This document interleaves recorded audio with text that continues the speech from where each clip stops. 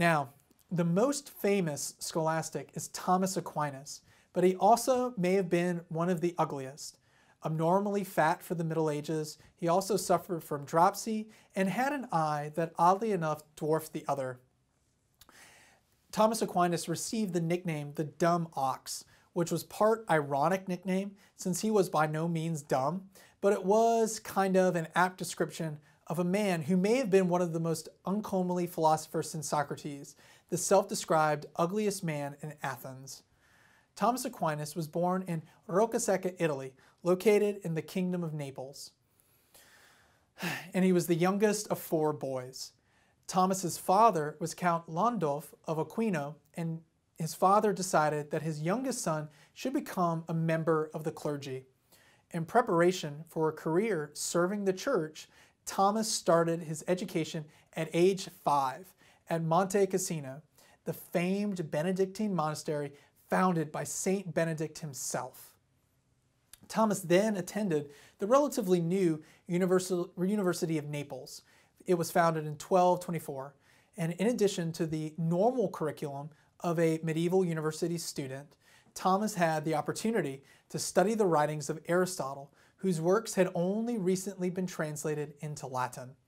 His parents hoped their son would join the established Benedictine order and rise through its ranks to become a high-ranking member of the clergy. But despite their wishes, Thomas joined the Dominican order instead. The Dominicans were a group of scholar preachers, and this appealed to the young Aquinas, but they were also a mendicant order, which meant that they had to beg for their subsistence. The Benedictine order, on the other hand, was more established and prestigious, and Aquinas' parents hoped that they could talk some sense into their son. So as any good parents would do, they locked their son Thomas in a room in the family castle, maybe even with a prostitute if the legends are true, and hoped that this would lead Thomas to change his mind and become a Benedictine monk. But their plan failed, and Thomas wouldn't budge, so his parents allowed him to join the Dominican order like he planned. His supporters in the Dominican order recognized Aquinas' precocious intellectual gifts and sent him to study at the University of Paris from 1245 to 1248. From 1252 to 1256, Aquinas taught at the University of Paris and completed a commentary on Peter Lombard's Sentences, a theological treatise written in the late 12th century.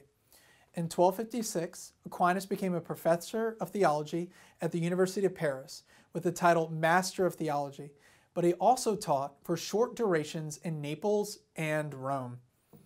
In Rome, Aquinas may have begun work on the Summa Theologica, Aquinas' most significant contribution to Western philosophy.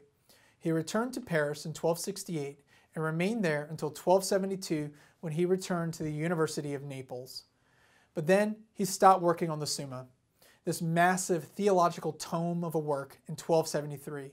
Aquinas explained that he had seen a vision that led him to stop working on the book right in the middle on a section on the nature of the sacraments.